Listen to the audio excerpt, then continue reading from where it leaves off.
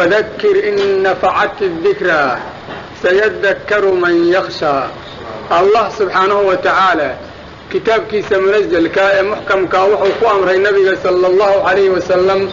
إنه واني يددك وناقنا وشيغو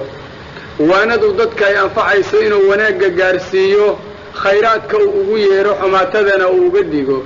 رب سبحانه وتعالى وحو قرآنك كعديي أو سيبيانيي dadka waanadu anfici doonto oo waxa loo sheegayo qalbigooda oo ku jilcayo xibnahooduna ay markaa noqdaan kuwa diinta u shaqay doona. waxa Allah yiri subhanahu wa ta'ala waxa waanada qaata oo khayraadka fahma oo rabbigood ka cabsada waa dadka Allah ka baqanaya subhanahu wa ta'ala. waxa ka dambeeya inay cadaab yihiin garanaya ahad walba ee Allah subhanahu wa ta'ala ka cabsanaya cadaabkiisa iyo waxyaalaha ka dambeeya qabriga dhaxyaala waanada wuu qaataa khayrkana wuu u dhaga nuglaada. rabbi wuxuu markaa cadeeyay subhanahu wa ta'ala qof walba oo khayr daran oo ahlu naar ah oo aan aqli lahayn oo aan aqoon lahayn oo indha iyo dhago oo wanaaga ku arka aan lahayn inuu wanaaga marka la sheega ka cararayo. ووحو الله ليه ويتجنبها الأصغى وحاكا ديران دون واندا ومرك إلهي وحدانية دي سلوغوية رحناك الدبنت الله دينا يوميشا كدقاق دونا. رسولك صلى الله عليه وسلم كد يمرك اللي يدانا عاددي بالإيدي دي أوران دونا وغفك الشقيقة ونارتا اللي واجبتي شقيقة ربي وحو يري وامدك نارتا وين قلي دونا وقال يري الذي يصل النار الكبرى naarta weyn midka gali doona ee xaabal looga dhigi doona weeye ninka shaqiga ee la sheegayo. naarta dadka tagaa ma noolaadaan oo naftu kama baxdo mana ay dhintaan. Allah ayaa cadeeyay subhanahu wa ta'ala inaysan noolaahayn nool wax la yiraahdo aysan ku jireynin. waa naftu kaamana baxdo kugumana jirta ay ku sugnaanayaan. waa qof walba ee aayad rabbi soo dejiyay marka lagu aqriyay inuu qaato naftiisa kala weynaatay. رسولك صلى الله عليه وسلم طريقة أو مري مركا لوغو ييرنا حلقا كل دقاقي أو يري ما وركا النبي سيدا أي صومالي دو كما ما هدو يتري أفرية طبانك يبغل كان أغان كآخر وكلمة كفرئة هذا الكأسجا لفتجي سيدين تؤرب بحثا معايا لأفرية طبانك يبغل كهدادا آخر سنين أو آذن قادنين أو آذن كل رقمين وحر قادة وامحي وقضيض إيا مهما يوين كأضيض أي راهدين iyo garnaclayda waxa loo yaqaan waa waxa dadka diinta ka durjiyay. idan inaad shaqiyaalka ku jirta isku tiri marka aad oranayso anagu 14 iyo 100 ma qaadanayo marka aad dadka ugu sheekayda caado laga tagaa xara alla leedahay ilaahay cibaadadiisa la hagaaji waaya xara alla le maxaad u dhihi kari laadahay waa inaadan diin gacanta aad ku haydaan la arkin. وانا ددك او ربي ليه ويتجنبها الاشقى وحوانذا كدرقة ونصوص الدينة وطريق النبي خلافة صلى الله عليه وسلم وضفك الشقية عذابك ألا واجبي وقالي دون محلك وألا يري ثم لا يموت فيها ولا يحيا نار تدحي إذا اللقومة دينتم من اللقون نولاده أحكا كجيرا أو هالكا في عني هو يدي النغطة نفطه كما بحض مانا كجرته ويو النفط هديكا بحض حنونكي وادوينيسا هديكو كجرته سفي عنكو كجرتنا وادرا حيسانيسا نارتو سيدا معهن halka markii xaaladu marayso adduunka markii dib ku soo gaaro dad baa ku ciidamiyo tolba loo yeerta halka tol laga ma yaqaan bacdama aan tol laga garanay waxa tol ku noqonayo tigaal alla kaaga dhigaya waa taqwadiisa saacadan taqwadiisa ku dadaal oo wixii rabbi ku dirayaan laga weyn wixii alla ka reebanayaan lagu arkin. رب العزة سبحانه وتعالى مركو عذابك سيدا أشيغا وحو ضبدقي وحا عذابك اللوغا بدادي قد أفلح من تزكى وذكر اسم ربي فصلى أيها الله عليه سبحانه وتعالى وحا الليبان ترنتا أو حقيقة ضبك النفس ديس إيمان إيا عمل صالح كد ظهيرا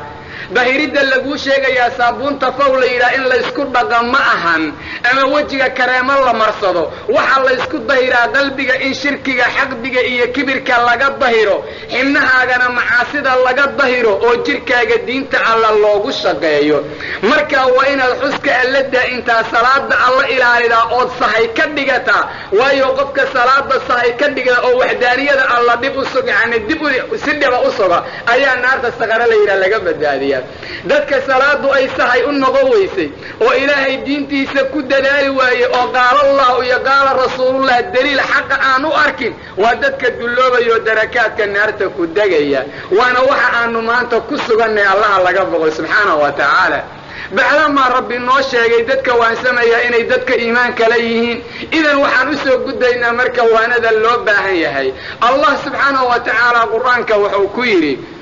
isagoo caddaynaya xikmada aan koonka kan u joognaa waxa ay tahay wamaa khalaqtu ljinna walinsa ilaa liyacbuduun buu alla yidhi subxaanahu wa tacaala jinniga iyo insiga waa dadka iyo jinniga nafta waxaan u geliyey oon u khalqay wax kale maahane aniga inay i waxidaan rabbi inay ii gartaan wax alla waxaan anigu u diray inay fuliyaan inta aan diidaya inay diidaan wanaag oo dhanna inay ii sugaan xumaan oo dhanna inay aniga iga anfiyaan buu rabbi yidhi subxaanahu wa tacaala sidaa haddaadan ahayn ninka alla waxiday oo rabbi waxa u khalqay la yimid ma tihid shaqadii rabbi kuu diray ayaad ku gaboodfashay shaqada alla kuu diray markaad ku gaboodfashood sharciga ku cayaartana waxa hoyaadkaagu noqonaya iyo hooyadaada waa naarta haawiye la yidhaah ee waxba hawadayaysan kula tegina rabbigaa ka baq subxaanahu wa tacaala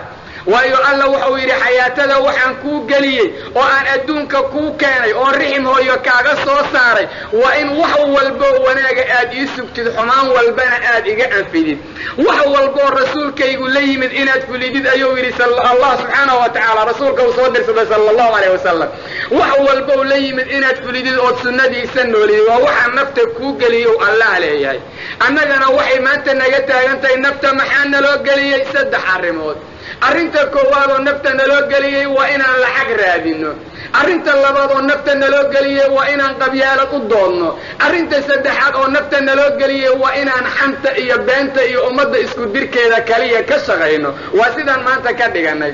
dadku hadday noqdaan dad ilaahay amarkiisa khilaafo wixii nafta loo geliyey ay fuli waayaanna rabbi wuxuu u ballan qaaday inuu cadaab ku sallido adduunka ku cadaabo aakhirana uu naartiisa seexiyo waayo rabbi qur-aanka uu ku caddeeyey dadka diinta gabal la qaata gabalna ka taga khizyun fi lxayaati dunya wa yawma alqiyaamati yuraduuna ilaa ashaddi alcadaab adduunka khizy iyo hoog bay ku noolaanayaan aakhirana ashadd alcadaab baa loo celinayaa idan inaan allah caasino waxa dhaliyey waa inaanan garanayn rabbi subxaanahu wa tacaala xikmada uu adduunka noo keenay waa inaanan garanayn weli alle oonan fahmin kelimada ou yidhi allah laa ilaaha ila allah iyo rasuulkiisa waa muxamadu rasuulullah sala allahu calayh wasalam waayo qofku markuu laa ilaaha yidhaha macnaheedu waxa weeye wax kastoo rabbi diiday xumaan walba alle ka anfiyey ila allah markuu yidhahna wax walbo alla ii diray fuliyey wanaag oo dhanna alla u sugo keligiisaan maalignimo uga dambeeya keligiisaan uwoodaysiiyo keligiis baan talada u dhiibtay keligiis ayaa wax dhiba waxna anfaca saas ayuu leeyahay idan kelimada waad ku dhawaaqda beenna waad sheegaysaa muxamadu rasuulullah markaad leedahan axadkaan ku daydo ka dambeeyoon jecelhoon dariiqiisa marayaa waa rasuulkii alleh sala allahu calayh wasalam maanta sidaa ma taagan tahay yaa axadka wuxuu diida la diidayow yahay waa madaxda yaa wanaagga iyo ammaanta loo sugaa madaxda iyo odayaasha nabadoonnada qabiilada yaa laga dambeeyaa oo la raacsan yahay qabiilkoo tolkaaga iyo kobtaada waa lagu dhex jiraa waa mamahyo soomaaliyeed baa lagu leeyahay ilaahay kitaabkiisa iyo sunnada nabigaa lagu dhex jiraa dadka kama qalimaysid waxayna ka mid tahay waxyaalaha ilaahay diintiisa looga tegayo war kob iyo tol haddii lagu dhex jiro aawa rabbigii xayaatada ku geliyo diintoo ku dhex jir kugu yidhi oo kugu yidhi ina addiina cinda allahi alislaam dhaqanka iyo mabda'a lagu noolaadaa alle agtiisa waa islaamkuu ku leeyahay aawa mabdi'ii lagugu ogaa oo ku noolaaw lagugu yidhi adiga odhanaya tol iyo kob baa lagu dhex jiraa saas baa laga mahmaahay haye ma maqlaysid saasaa rabbi yidhi subxaanahu wa tacaala sidaasaa rasuulku yidhi sala allahu calayh wasalam maqli maysid balse waxaad leedahay abwaanadaa ka mahmaaha odayaashaa sheegi jiray aawa rabbi warkiisii allah subxaanahu wa tacaala annaga waxba noogama baahnay annaga u baahan yaa ayuha annaasu antum alfuqaraa'u ila allah laakin wallahu huwa alghaniyu alxamiid subxaanahu wa tacaala kuwa baahan oo dhibaataysane rabbi u dhibaato qabaatihiin ee si rabbi idiin badbaadiyo diintiisa badbaadiya si rabbi idiin badbaadiyo waxdaaniyadiisa suga si rabbi idinkugu gargaaro rasuulkiisa raaca si rabbi raxmad idiin siiya rugta qabriga u diyaargarooba oo wanaagga sameeya maxaa yeelay allah waa alla qani ah oo wax walba ka kaaftoomoon cibaado iyo xamal adiga kaa rabin saacad walbana mahad buu leeyahay subxaanahu wa tacaala sidau doonana isagu fulin karaya allah marka rabbiga awoodaas leh waxa uu kaa doonayaa waa maxay? waa inaad keligii ka baqatid, waa inaad keligii ka amar qaadatid, ma ahan inaad qolo kale amarkooda qaadanaysid. waxaa lagaa doonayaa sidaa weeyaan. allah subxaanahu wa tacaala marka uu ka sheekaynayo waxdaaniyadiisa in la sugo muxuu ku yidhaha rasuulka sala allahu calayh wasalam